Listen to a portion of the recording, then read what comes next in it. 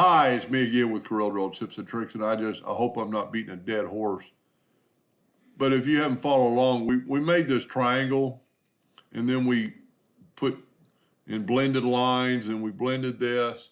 And I started thinking about an easier way to do it. You've already got the triangle. Grab all this, right-click, and break it apart. And, well, first of all, what I do is make a duplicate of this.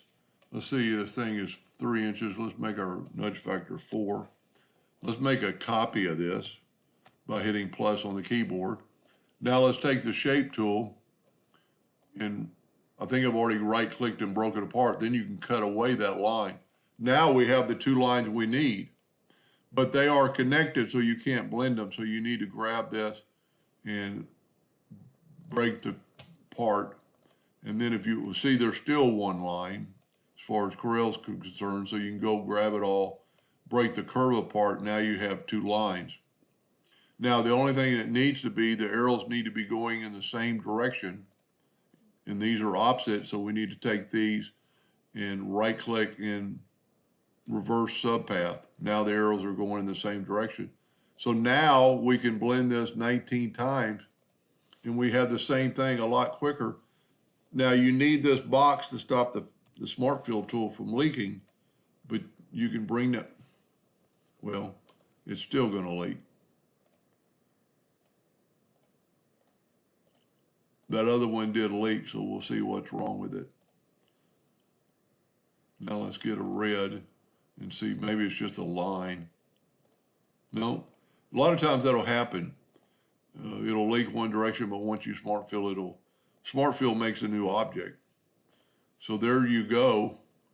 And like I did before, you can nudge one of those out of the way and take that box and just hit delete and hit delete.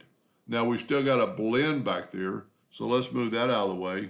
And evidently it deleted the blend, so we can move those 3 back and then group it together, Control G, Control D, and get that 2-point arrow, and then just do what we did before, reverse the path, and then, well, let's go ahead and finish the project. Control G, double click on the rotation, get your transformation, 120, and now you've got a total. I'm a little bit off on my,